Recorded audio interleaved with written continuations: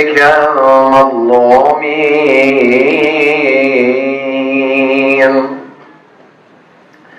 صلى الله عليك يا أبا الحسن يا أمير المؤمنين، يا سيدنا مولانا،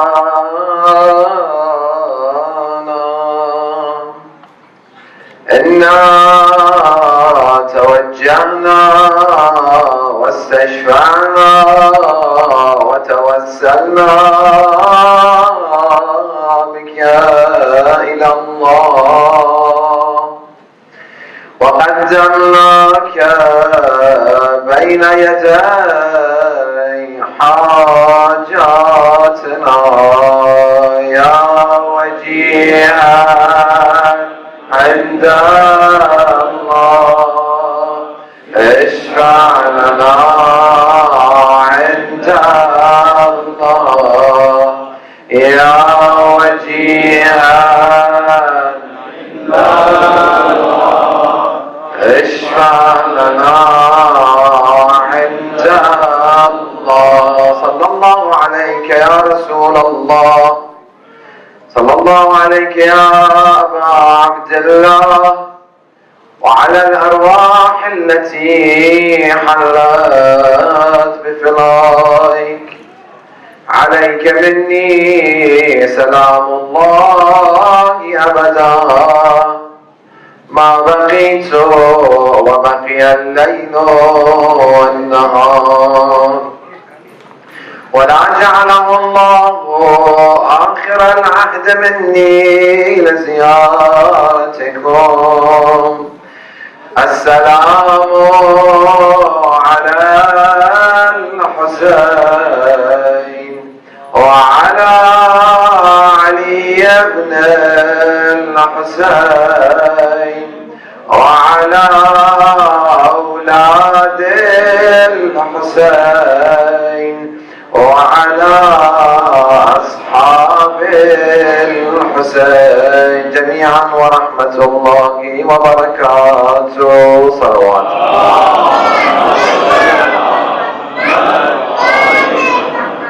Inshallah, this year will be the year of the appearance of our beloved Imam Ramadhan Ajjallah Ta'ala Farj Sharif with the blessing of another now. Salawat.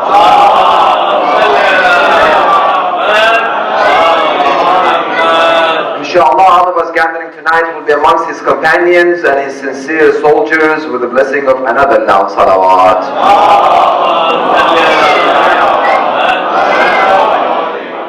اللهم لا تدع خصلة تعاب مني إلا أصلحتها، ولا عائبة أؤنب بها إلا حسنتها، ولا أكرمة في ناقصة إلا أتممتها. Oh Allah, don't let any bad character accept correcting it, and any bad trait that I have which I will be blamed, and no deficiencies, noble traits unless you complete it. Another phrase from Dua Makarimul Akhlaq by our fourth Imam Zain al-Abidin alayhi salam. Which again we have to thank Allah subhanahu wa ta'ala that gave us the blessing to read this dua and to understand the meanings of this dua, and also to give us the blessing to be able to apply the teachings of this dua, inshaAllah. Typically, as a human being, we love ourselves. And that becomes a very, very dangerous concept. Loving oneself is a very dangerous concept because it leads to something which is more dangerous. And that is that I'm not going to see any more bad in my own character. I'm not going to find anything wrong within me. Because I love myself, everything that I do, I think it is right. And I have justification for it. Sometimes Allah subhanahu wa ta'ala places people in front of us to correct our mistake. But I'm so much in love with myself and I have praised myself so much and my own character that I cannot hear the person. I hear him, but I cannot hear him, meaning I don't understand what is he talking about, and I don't take it into consideration what is he advising. We read Quran, no understanding. Hadith, no understanding. Attend lectures, no understanding. Parents advise us, no understanding. Friends tell us this is wrong, what you're doing. I'm so much in love with myself that I don't see any of my mistakes. And that thing continues and continues and continues, and I become worse every day, every day, every day. For the people that have reached very low level in humanity, from day one they were not that low level. They were no more ordinary person. That they were going with their daily life, but they made a mistake. People reminded them, this is wrong. They did not listen. They thought to themselves, well, this is a reason.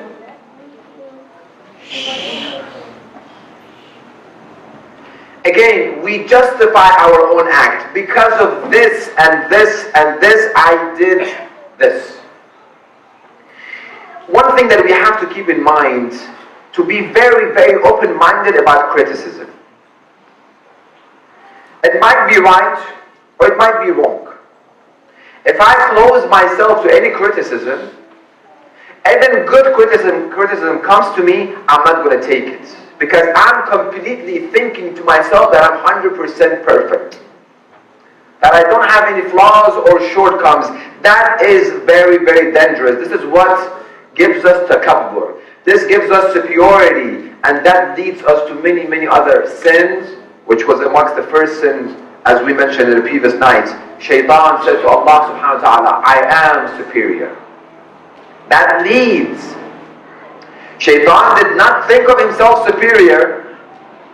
He was a sincere servant of Allah subhanahu wa ta'ala for 6,000 years according to Ahadith. But one point, feeling superior, he justified his own act, the act of the disobedience to Allah subhanahu wa ta'ala, he justified it. Allah, I disobey you because I am superior than him, because you created me from fire and fire is higher than clay. We justify. So let me think of my own daily action. In the house, the kids do something. Brothers, please recite al-salawat and move forwards. This space here, please. Move forward. Another salawat for the reappearance of our Imam, inshaAllah.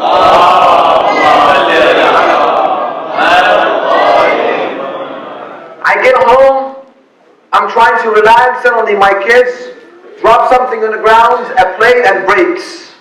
That was enough for my anger to kick in. You're blind, you did not see this, what is this? And we justified, I'm tired, I came from 8 hours of work, and he broke a plate. What could it break? Right now, by me getting angry, will this plate come back? No, it's already broken. And you know what that leads to? The problem with that, a lot of time, I don't think about my own little act with my kids. So when they grow up and they make a mistake outside, they do something wrong, they know that if they come and tell me, I will beat them to the end because they have seen me because of one plate, what I have done to them. Imagine if they come and tell me, for example, I did X haram. That relationship between the parents and the kids completely broken. That relationship cannot build overnight. For 18 years, whatever he did, shh, don't do it. Sit. This is not right. Be careful. Don't. Kids have to be free. There are a lot of lectures to be given about raising kids. Going back. So I have to supervise my nafs. As soon as there is something haram that I'm doing, I'm about to justify it, I should know that justification is one of the acts of shaitan. He justified his act into disobedience of Allah subhanahu wa ta'ala. This is haram? Okay, haram. There is no justification for haram. There are exceptions. For example, it is haram to eat pork. But if you're in the middle of the desert, you're about to die from hunger, you're allowed, if you should, it becomes wajib upon you to eat a small portion of that pork for you to stay alive. There are exceptions, but many of these exceptions doesn't apply to our life. Well, brother, there was no other thing and I just got into it. No. Let's not get to the route of justification, because shaitan is going to come from that avenue and is going to come again and again and again. I was in the room and then she was there. The person could have justified his act, Prophet Yusuf, as we said. Oh Allah, I'm in the room, she's the queen, 7 doors closed. I have no other choice. And I let myself into this haram. No. He does not justify his own act of haram. Haram is haram. Halal is halal. Wajib is wajib. Well, if I pray at work, people will look at me. Let them look at you. Let them look at you. Alhamdulillah, Allah has, it's all blessing of Allah, has gave me courage. When I travel, in the middle of airport, I put my turban with amam, I say, Allahu Akbar, I pray. Some people look. Okay, let them look.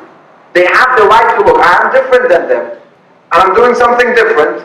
Imagine somebody in the middle of the airport start exercising. Everybody will look at me. Let them look. My salah is wajib. Well, I don't think there is a clean area. Again, let's not justify. If there is a possibility for me to pray my prayer on time, and I can push my salah, let it my time, let it my break, 5-10 minutes here there for my salah to be on time, why not? So let's not get into the act of justifying our own acts. Tonight we're asking Allah subhanahu wa ta'ala, oh Allah, don't let any bad character in me except correcting it. Oh Allah, I want you to correct my mistakes, my flaws, my shortcomings. Is it enough to just do dua? No. We do dua and amal. الَّذِينَ آمَنُوا وَعَمِلُوا الصَّالِحَاتِ. We do dua. Every night we do dua. But at the same time, I have to take a very, very strong and detailed action in correcting my own mistakes, shortcomings and flaws, which none of us sitting here are ma'soom. Anybody can raise their hand to say, I'm ma'soom, I'm sinless, I'm flawless, I don't have any shortcoming. We have. Either the shortcoming is in akhlaq, I have bad temper, I am not positive person, and so on within akhlaq that we're talking. Or the shortcoming is in ahkam, or the shortcoming is in aqeedah. Doesn't matter, it's a shortcoming, which I have to start correcting it. Number one, how to correct. There are 4 steps that we need to take. And start correcting our flaws. Our flaws and shortcomings will not correct by itself. If someone, typically women, they are tired of us men, they say something is broken in the house. We say what? Inshallah tomorrow.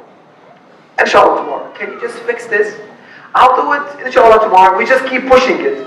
The more you keep pushing it back, will that thing be fixed? No. You have to take an active role in fixing it. Something that has broken is not going to be fixed by itself. My akhlaq that I have gone this way is not going to come the right path of Ali ibn Abi Talib by itself. I have to shift this from one path to another path. I have to take an active role in fixing my own flaws. Number one, we have to ask Allah subhanahu wa ta'ala. Dua, which Imam teaches us. Oh Allah, you help me. You correct me. Not by me sitting only. No. When we do dua, and we insist on the dua, oh Allah, please correct my flaws. But I think to myself, I don't think I have any flaws. I don't see. So it's little small things. Inshallah, Allah will forgive. Allah is Arhamur Rahimeen. Because of some small things. It's nothing. But when I sincerely believe that I have flaws, that I have shortcomings, that I have mistakes, when I ask Allah subhanahu wa ta'ala sincerely, Allah sees sincerity in me. Rasulullah Muhammad sallallahu alayhi wa sallam states,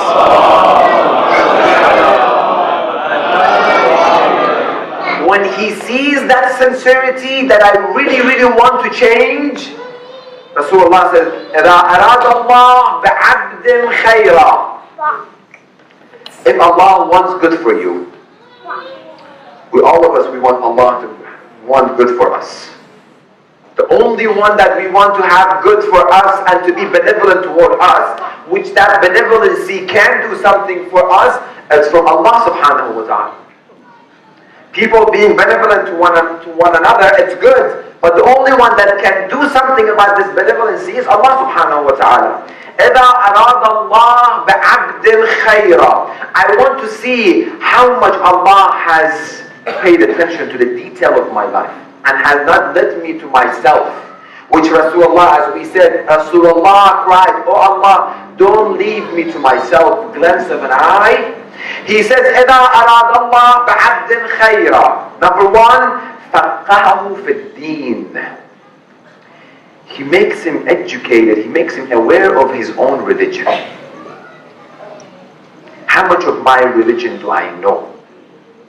The more I know, the more I can be sure that Alhamdulillah, Allah has blessing more and more upon me. He's showering me with His blessings on me to be on the path of gaining the knowledge of His religion. Not necessarily you have to be Sheikh or Alim to have the knowledge of Deen. No. Sheikh or scholars, they go and they study so they can start preaching. There are people who have knowledge of Deen and they are not Sheikh, they are not preacher. They know a lot of information about Deen. They know all the ahkam, all the wajibat. They know risala of maraja cover to cover. Their aqidah is firm, their akhlaq is to the best. And they are not sheikh, they are doctor, they are engineer, they are cashier, they are whatever they are. We should not think, okay, only if I become sheikh, then I have to go study deen. No. And that doesn't mean, again, 8 hours of studying deen every day. No. We go work 8 hours, we go to school 8 hours. Let's dedicate half an hour at least every day. Don't do more, please, that's too much. We don't have time for it, it's a waste of time. Not too much, only half an hour, but on a daily basis. If we do it throughout 1 year, 365 half an hour, that becomes a lot of hours and that becomes a lot of knowledge that we have gained. We have to take advantage of 5 minutes, 10 minutes, half an hour. I'm driving, I can just play a lecture while I'm driving and I listen to the lecture. Every day one lecture, every day one lecture. Imagine, 1 week, 7 lectures. 365 lectures of the virtues of Ahlul Bayt, Fadail Ahlul Bayt, Ahkam, Akhlaq. I have, until next year, I have been advanced 365 hours of my life that Allah gave me. I said, Allah, I pray for you. I'm gaining. فَقَّهُ فِي الدِّينِ. So I have to have a plan for me to gain the knowledge of the deen. Number 2. وَزَحَدَهُ فِي الدُّنْيَا. Allah make him amongst those who are pious. He is God-fearing. We know, some of the people have told me that brother is a very God-fearing. Pious, again, not necessarily you become a monk or nun. No, that is not piety. In our deen, we cannot become a monk or nun. La rahbaniyata fil Islam. We can't. We have to live our life, go to work, study, get married, have a normal life, but apply religion to that normal life. Zahadahu fi din. Third, which is the top point of tonight's lecture, وَبَصَّرَهُ عُيُوبَهُ or عُيُوبَهُ. Allah makes him aware of his own mistakes. He opens his eyes, Allah opens that person's eyes to his own mistakes. So let me see, let me calculate myself. Let me put myself on this scale. How much of my own shortcomings do I know? For example, I'm weak with my eyes. I cannot control my eyes. It's a aib. It's a flaw. It's a mistake. It's a shortcoming that I cannot control my eyes. When it comes to haram, I cannot close my eyes. It's a weakness. So I have to do something. So when I know this, when I diagnose this problem, they say within medicine, the best doctor is the one who does the best diagnosing of the problem. Doctor said, well, I don't know. You go to doctor, you say, I have, for example, this problem, back problem. I have a chiropractor. I go to him. He touches my back and he says, okay, this one, I don't have to tell him which one hurts. He touches it like this. He touches it like this one hurts you. This one hurts you. This one hurts you. He knows where it needs to be fixed. You bring a plumber, you bring a contractor, you need to fix the house. They have to first find out what is the problem, that the roof is leaking, why it's leaking. The AC is not working. Why is it not working? So you know it's not working. Why is it not working right now? Let's fix this problem. If I don't know what are my flaws, I won't be able to fix them. If I have not paid attention to my own shortcomings, I don't know what to fix. So I have to know it. That becomes action time. When I go home tonight, if I stay up until suhoor, which has a lot of thawab, staying awake as much as you can during the nights of Ramadan, not only Layali al-Qadr, all the nights of Ramadan, as much as you can stay awake until morning, this is amongst the best deed for insan, for human being to sit and start calculating himself. My eyes, no, alhamdulillah, I'm good with my eyes. But my ears, I have so much difficulty, even though my marja, my scholar has said music is haram, but it's so difficult for me to let go of music. It is so hard. Well, I have to work on my ears.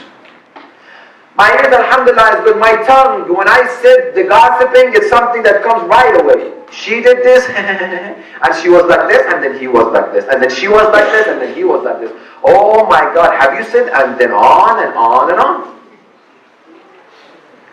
It's not my tongue, it's my hand. It's not my hand, it's my stomach, it's my leg. What is it that I have a flaw? It's my temper that I need to work on. This needs a very, very, very strong commitments that I really want to find out what is within me that is preventing from me to see my Imam. There is something that I'm doing that is preventing me from seeing the Imam, because Imam sees me. Many ahadith they say, and many manhaj believe in that when Imam reappears, many people will say, oh, I did see him, but I didn't know that there was Imam. Daddy. There is something missing. I was not able to get that connection with him. Why? Because of some flaws. Because of such shortcomings. You have electricity, you have a light here, and you have a switch. You try to turn it on, it doesn't turn on. What is the problem? You go and you see the wire. Oh, there's a problem with this wire here. Okay, it needs to be fixed. It was cut, I have to fix it. So number one, I have to find out what are the flaws within me that I need to fix. And the month of Ramadan is the time for finding that. Why? Because we said our previous nights, we are more religious. We feel more close to Allah subhanahu wa ta'ala. We're reading more verses of Quran. We are reading du'as. We're asking. We're shedding tears. We're doing what Allah subhanahu wa ta'ala said. And Allah subhanahu wa ta'ala's doors of mercy is wider open for us. First ask Allah subhanahu wa ta'ala and find your own. Oh Allah, show me my own flaws. Show me my own shortcomings. And let me not be in love with myself and justify my own acts. Number two, second step that we need to do. Start paying attention to the life of the righteous people, believers. See how righteous people lived their life. Maraji', companions of Ahlul Bayt alayhim salam, how they lived their life. We have to read. We have to find out what did they do that they reached this level of piety. They were able to do it. Let me give you a very small story. There was a sheikh during the time of the great marja, Sheikh Mustafa Akhound, one of the great scholars and marja taqleed that we have within our history. This sheikh sleeps, that is the student of Sheikh Mustafa Akhound. He sleeps. He sees shaitan and he has a lot of strings, goes from strings to ropes, from ropes to chains, small chain to thick, very thick chains. Probably I've heard this story. Beautiful story. He asked Shaitan, what are these strings, ropes, chains, thick chains? He said, this is what I do. I put the string or the rope or the chain around the neck, people's neck, and I drag them to myself. Based on the level of their iman, I use different. If it's a weak iman, I'm going to use just a string. Very, very narrow string. If there are a little bit stronger iman, I bring a rope. Stronger iman, I bring a chain. Stronger iman, I bring a very, very, very thick chain to drag them. He said, I saw there is a very thick chain that has been cut 3 times. I told him, what happened with that chain? He said, last night I tried to deviate a person 3 times. I put the chain on his neck and he cuts it. I put the chain on his neck and he cuts it. The 3rd time he cuts it, I gave up. Who is that person? Ayatollah al-Uzma Sheikh Mustafa Akhound. Okay. He said, how about me? He thought that himself, again, superior. He think for himself he's going to use thick chain. He said, for you, I don't use anything. I don't use string. I just tell you come and you just come. You don't use string. Why should I put a lot of efforts? I have to buy these strings and chains. It's going to cost me. I just tell you come and you come. He wakes up and he goes to Sheikh Mustafa Akhound and tells him, Sayyid Shaykhana, this is the story. What happened? He said, Allah knows the best. Last night, my wife was about to deliver a baby. I was about to bring a nurse. I did not have money to go and bring a nurse. And she's going through the pain of delivery. I thought to myself, an idea came to my mind. Sheikh, Baytul Mal, treasury of Muslims is there. Horse is all there. You can take qard, a loan. Take tomorrow, find from some place and replace the money. I went toward getting the money. I thought to myself, well, maybe I die. I'll take the money, I bring the nurse and I die. Nobody knows about it. I left it. I came back, then I heard my wife screaming. I went toward again. Then I thought people have trusted me with this money. I cannot take. 3 times, and I just said, forget about it. I'm not going to take it because people's money, I cannot touch the people money. And my wife delivered it, and alhamdulillah, it went good. This is how they lived. So I have to read righteous people's history and life, and they are amongst us. They are. These believers, these mu'mins are amongst us, but we have to look for them. When I have a business and I want an investor, I go around the community. Who has money? Who likes to invest money? I keep looking, and I keep thinking, and I keep asking back and forth. I observe people who has money, start sitting with people, and then I find the right person. Here's my business. How about you invest in my business? And then we become partners. I keep looking for it. These believers exist within our own community. It is Allah's mercy upon us that we have them, but we have to look after them, find them. That's the second step. Third, we have to become a mirror for one another.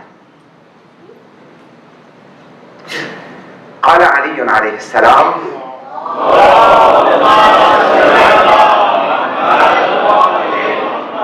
المؤمن مرآة المؤمن. A believer to another believer, he is like a mirror to another believer. I have to become mirror for you, you become mirror for me. What is the benefit of mirror? Why do we go and stand in front of a mirror? Why? We want to fix our hair. We want to see what is wrong with our appearance, and to make sure we fix it, fix my hair and put gel and fix my beard and groom it and everything. And I want to stand in front of people and make sure I look nice. I want to fix my appearance. I stand in front of a mirror. If I want to fix my character, if I want to fix my shortcomings, I have to stand in front of another believer. That believer is my mirror. Has it been a time that you stand in front of a mirror and it showed you your ugly picture? You woke up in the morning, bad hair day, it will not look at your mirror. What is this that you're showing me? Can you show me a better picture of mine? I cannot show you a better picture of yours. This is who you are. Do we get upset with the mirror? I'm going to break this mirror. Forget about it. Every time I come in front of this mirror, It shows me my bad appearance. Okay, because you have bad appearance. You have to go and change. You have to put better clothes. You have to groom your hair. Your hair is not the way that it's supposed to be. We never get upset on the mirror. We have to become a mirror for one another in order to be able to fix our own and one another flaws. The best place for this to start is in our houses. Wife and husband are the best two people that they can start. But as husband, we say, how dare you woman tell me this, I'm wrong. You guys are women and we are men. And Allah subhanahu wa ta'ala says in Quran, الرجال قوامون على النساء. How dare you tell me I'm wrong? Let's call the Sheikh for talaq. You laugh? Well, this is the reality. It's a reality. My younger kid tells me, Dad, this is what you did, it was wrong. Get into your room. Who taught you this? Your mom? I knew your mom taught you this. Let it be 18-year-old advising me. Why? Al-Mu'min. Imam didn't say Al-Mu'min al-Rajul or Al-Mu'min al-Imra'a or Kabir fi sin, an older guy or a woman or man. No, Al-Mu'min, a believer, becomes a mirror for another person. But I have closed myself so much and I had a very, very thick guard that people dare coming next to me and telling me, Sheikh, you were wrong. How dare you tell Sheikh that he was wrong? You tell Sheikh he's going to have fatwa against you tomorrow. Because Sheikh, they know more than everyone else. Nobody knows. I only know and nobody knows. Where did this come from? Where did this arrogance start coming me and people are afraid of coming toward me? When we want to change, we go in our house. We want to change. For example, we want to go for a wedding. What do? Us typically, we ask our wife, do you think this tie matches this shirt? Should I wear this shirt or this tie? This belt matches my accessory. Does this match? And we take their opinion. Why we don't take their opinion in our akhlaq? Brother Imam Ali alayhi salam said their mind is a little bit not completed. Please, brother, what is this kind of justification? What is this? When we like it, we take the verses of Quran and the hadith of Al-Bayt, which is not the right place. Who said the women are less? Who said it? That they cannot correct our mistakes. We said in previous night, Allah says, وَنَّ لِبَاسٌ لَكُمْ. They are the garment for you. Husband to wife, wife to husband, back and forth, kids. Within our own household, we have to plant this idea that respectfully, we will criticize one another. Father, this is what you said, I think it was wrong. You as a son, respectfully, I think this is the way that it's supposed to do. When we sat with that person, the way you talked and your tone was disrespectfully. You should not talk this way. Dad, your friend called you and you did not feel like it and you told me, tell him he's not home. That is a lie, Father. You should not lie. We tell people we're going to be on time, we're going to be there at 7:30 and it's still at 7 o'clock and Father, you were sitting and you were not prepared. And while we were going, you tell them, you know, there was rush hours and you know in America it's rush hour. It's a lie. It has to start within our own households that we open this idea of receiving criticism and starts with us men. That accepting and appreciating when our women tell us, okay, this was what you did, it was wrong. But I have become Fir'aun in my house that my wife thinks as soon as she says something, I will do to her as Fir'aun did to Hajar. Of course she's going to hold guard. Okay, whatever you want to do, just do it. Then that grows into our own community. To our own community, mashallah, all of us here. We have to start being open to receive people's criticism and what they think about us. A beautiful book that if you can read it, and you can take lessons to practice it and put it in our own faith, by Jack Canfield, which I mentioned the name, The Success Principles. Very beautiful book, very beautiful. He says that one of our success will come from a very good point that you go around your co-worker, your wife, your kids, your classmates, all of the people who are surrounding you, they have some ideas about you. They have seen something about you, which typically they go and they tell other people. Sit with them. Assalamu alaikum, alaikum assalam, how are you? I really want to know, how do you rate our relationship? What do you think of me? How was I good to you? Is there any flaws that you have seen within me that I have to correct? Because I'm in the box. I cannot come out of the box. Can you tell me what are my flaws and shortcomings and mistakes so I can, because you see me. We do observe other people, but it's hard for us to observe ourselves. Let us ask people. He said, go to people for very small detail. Wife, what do you think of me and my time and my relationship with you? When I do nikah, I tell them two advices. Everywhere that I do nikah, I tell them I need 5 minutes of your time. Forget about the first one, I'll tell you the second one, which goes to our point. I say always, any years that you've been married, 10 years, 20, 40, 50 years, set a date within a week, Monday, Friday, Saturday, that is your day off.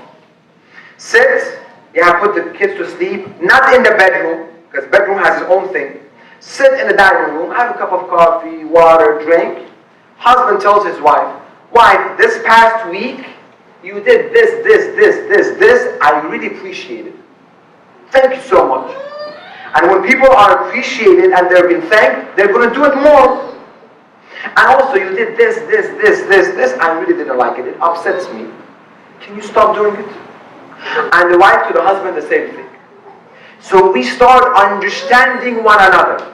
We don't communicate. We think she knows what we need. And if she doesn't do it, you didn't know? No, she doesn't know. She doesn't have ilm of ghaib, knowledge of unseen. She doesn't have it. And she would say, well, you didn't know this is what I like. Well, I didn't know. Just tell me what you like and what you dislike. So I will do more. Why can't we do this with the rest of our own family as brothers and sisters that we are sitting here?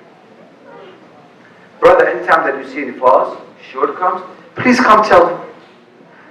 I am helping him not to get in hellfire. Why? Because majority of the people, they go and they tell other people, and that becomes gossip and ghibah, and they get a sin. Tell me. I'm sure I can fix it. By you telling someone else, nothing is going to happen to me. If you really like me, if you really want me to improve, please come and tell me. And I have to show an open door to them. Not when they come and they tell me once, I hold God in myself and I start defending and I start getting angry. Well, guess what? Next time they're not going to come to me. During the beginning of Islam, people would walk within the streets and they would say, Rahimallah man ahda ilayya uyubi. They would walk in the street and they would say, may Allah bless the one who gifts me my own mistake. When we go to wedding, what do? We said, please don't bring any boxes. And then so people can bring us gift cards. We expect and we tell people what to bring. People in the beginning, they used to say, may Allah have mercy on the person who gives me gift. What is that gift that you are sending mercy? For him to come to me and tell me what is my mistake. This was their dua for one another. More. We read these kind of books, Jack Canfield, these secular or Christian or religious people today, but these hadith existed 1400 years ago within our faith. قال الصادق عليه السلام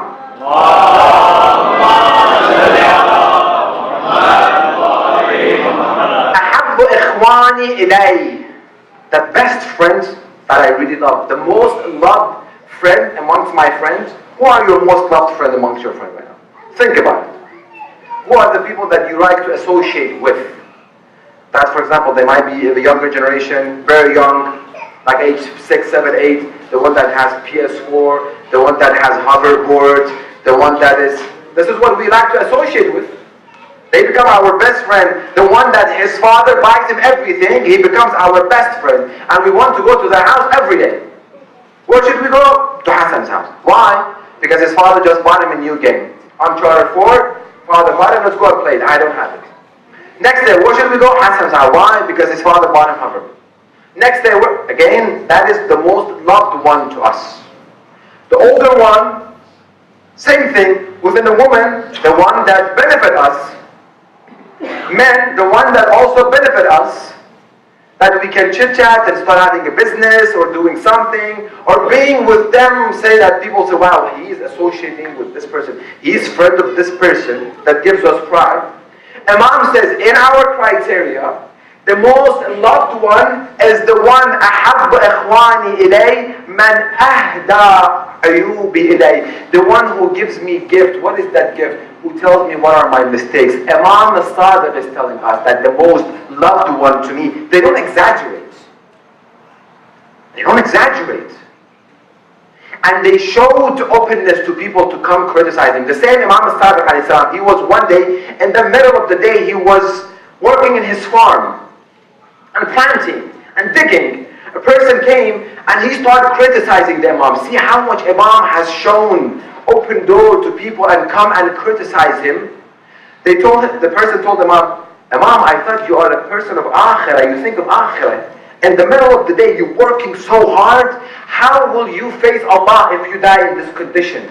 Look how he talks with the Imam.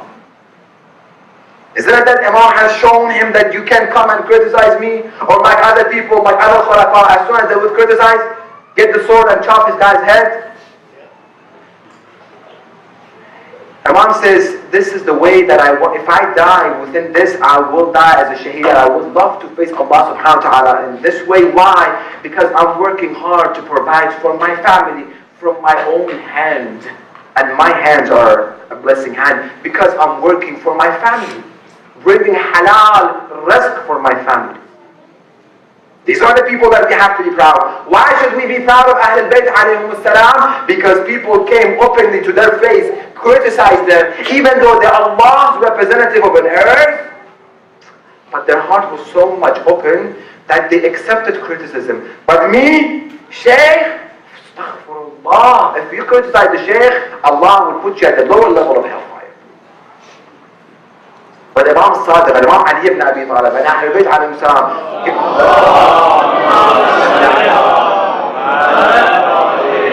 they opened their heart to receive people's criticism. The same hadith also from Imam Ali alayhi salam, which states, the closest friend to you should be the one who tells you about your flaws and shortcomings and mistakes and help you in the path of your success. And there are many hadith, one or two more because I'm running out of time, which is very, very important. Imam Musa Jafaria al-Kadhim alayhi salam,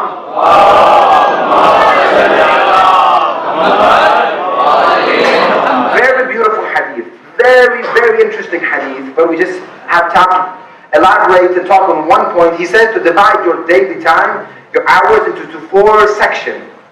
Not necessarily like 24 divided by 4, no. But make sure you have a segment for every of these categories.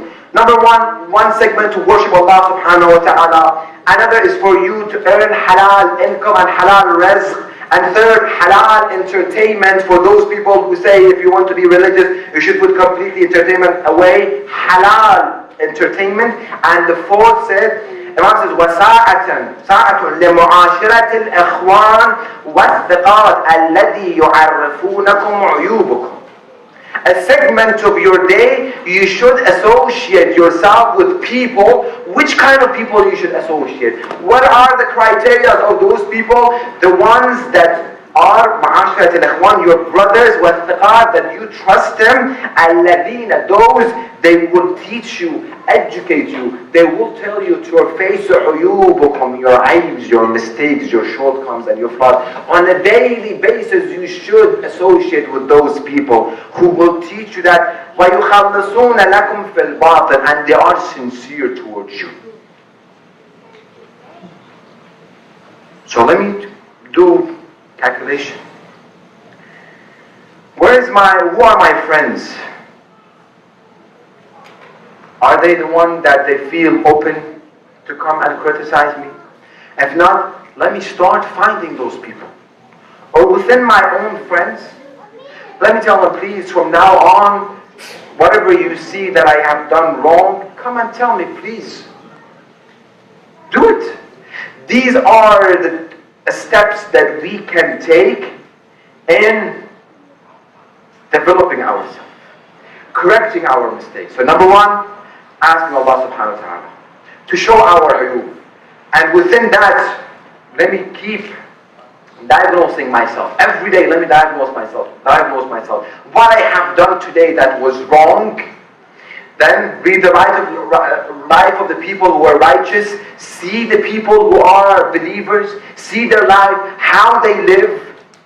And then be for the people and let them be for you as a mirror. And also look at the life of immoral people who have bad akhlaq. They ask, we have a saying in Farsi, it's a poetry that says, Adab aska mukhti gof azbi adaban. They asked him, where did you learn your akhlaq? He said, I learned it from immoral people. Everything that they did which was wrong, I did the opposite. This is where I learned my akhlaq. They are immoral, I do the opposite. They lie, I tell the truth. They don't fulfill the promise, I fulfill the promise. This is where I find, oh Allah, bless me. Don't let any mistake, any shortcomings, any bad character except correcting it. And no sins that you know that I will get people's blame. My time is finished. That I think people would blame me, please also fix them. And also if I have a good character but it's not complete, oh Allah, I have a good trait, it's not complete, you complete it for me. I say this story and we're done. Abdullah Jafar, he was known for his generosity. It's a good trait to have, a good akhlaq to have, a good habit to have. People start criticizing him that your akhlaq is not right by you giving a lot. You should control a little bit. You're giving so much. He started having doubt. And unfortunately, we have some people, none of us here, alhamdulillah, we know some people.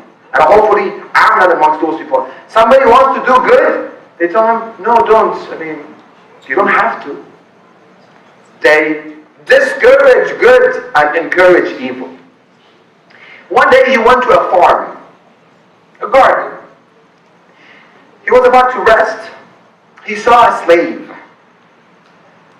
Slave came and he opened his bag. He had 3 loaves of bread. As soon as he was about to eat, a very, very hungry dog came and showed, barked that I need food. He threw him the first loaf. Dog ate it. Needed more. Gave him the second. Ate it. Third one, ate it. Abdullah and Jafar asked him, do you have more food? He said, no, my master only gives me 3 loaves of bread. He said, then how comes you give all of your breads to him and you don't have? He said, I felt bad for the dog. I can't survive. I know this dog is not from our neighbor. I know my own neighborhood. It has come from far distance and it's very, very hungry. I gave him. I can wait hungry for another day. Tomorrow, when I get tomorrow my loaves of bread, I'll eat. Abdullah al-Ja'far thought to himself, he had good akhlaq, but we asked Allah subhanahu wa ta'ala to increase that good akhlaq. He said, this is what is right. He said, who's your master? He said, Fulan. He said, go tell him I want to buy the whole farm and I want to buy you from him. See how much you bid. He said, X amount of dirham or dinar. He said, okay, I'll give it to him. He bought the farm and he bought the slave. He said to the slave, this farm is you and you are free for the sake of Allah subhanahu wa ta'ala. 3 loaves of bread, see what reward we get. The farm, he had only 3 loaves of bread. By giving 3 loaves of bread, he gets what? The whole farm, and he gets to be freed. The slave told Abdullah Ja'far, since you did this, I'm going to dedicate the whole farm for the needy people, so let them come and eat. And guess what? Allah will give him more and more and more. He had akhlaq of giving. Let's have love salawat.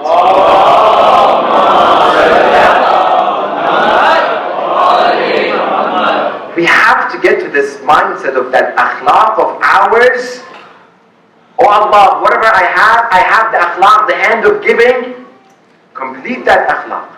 Let me be always I have good akhlaq of controlling my temper, but sometimes here and there, oh akhlaq, I can control it. To this degree I can control it. But when people walk with my nerve more, I get agitated. Oh Allah, help me also to that.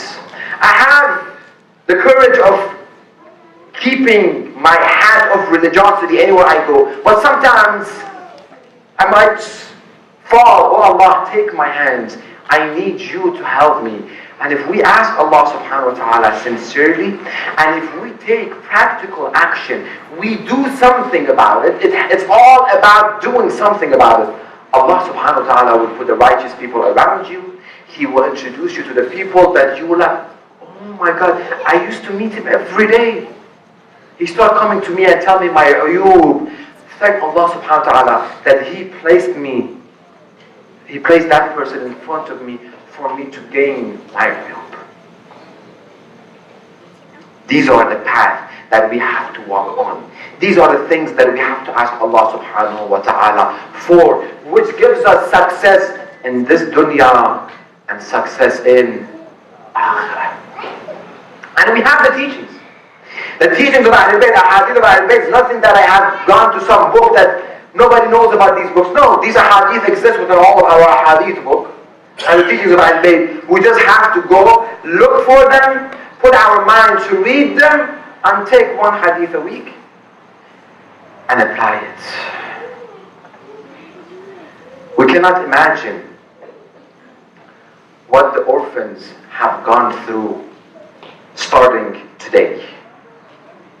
The orphans of Kufa, that they had a backbone.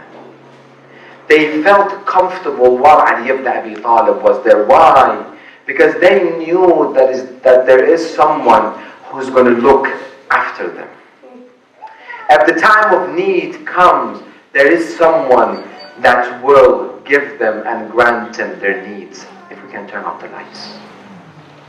They knew that if they are hungry, it's Ali ibn Abi Talib alayhi salam that in the middle of the night, slowly he comes and he goes in all the very dirt poor neighborhood and he puts next to their head a loaf of bread and a couple of dates. So when they wake up in the morning, they have something to eat. Imagine if you had that individual, that merciful individual that you were always relying upon him. Those orphans that one day, one of the orphans, another story, Imam Ali ibn Abi Talib was walking. He was walking and he saw an orphan is crying. He comes to him. He said, why are you crying? He said, I don't have a sheep to play with him. Imam said, I become your sheep. Imam bent down. He became like the way that a sheep is. And he told him, you get on my back. I become your sheep. He said, Imam, can you make the noise of sheep? Imam started making the noise of sheep. Imagine this orphan that has seen this person doing whatever it takes for an orphan to have a smile on his face. They have heard today they heard when they woke up by the time of Salah, they have heard that their master, they have heard that their Imam has been struck. They have heard that there is no one else is there to come and take care of them. They have heard that their master, Imam Ali alayhi salam, he's no longer will be there to provide for them. They made the announcement, the doctor said that for the poison that has gone through the body of Ali ibn Abi Talib, milk is very good. The news spread around in Kufa. All the orphans came and they went around, they're running around. Our master, the one that has always been for us, he's in need of some milk. They went all around. Everybody started having a bowl of milk. They came. They stood by the door of Ali ibn Abi Talib. Imam Hassan alayhi salam and Imam Hussein. They came out of the door. They saw these orphans, everyone, they're begging one another. Let my bowl be the one that Imam is going to drink. I have to pay this Imam back. He has done so much for me. One after one. Let them take my bowl. But it was very late. The poison has overtaken the body of our master, Ya Mu'mineen. Imam Ali alayhi salam, he started losing his energy. Imam Hassan and Imam Hussein came out and they told the orphans, there is no more hope. Our father is going through the last minutes and hours of his life. They all start crying. And Imam Ali alayhi salam started telling his own orphans, Sayyidah Zainab, Umm Kulthum, Imam Ali, Imam Hassan, Imam Hussein, to come and be with him. And he started advising them. He told them, Al-Fadl al-Abbas, you come here. Here's the hand of Lady Zainab in your hand. I want you to make sure you protect Zainab. It will come a day that Zainab will be completely alone. I want you to be there for her. Oh Ali ibn Abi Talib, you should have come and see on the afternoon of Ashra al-Muharram when Lady Zainab, she did not have anybody to help her and get her on her ride. ألا لعنة الله على القوم الظالمين وسيعلم الذين ظلموا أي منقلب ينقلبون والعاقبة للمتقين. ماتم حسين. يا حسين يا حسين يا حسين يا حسين.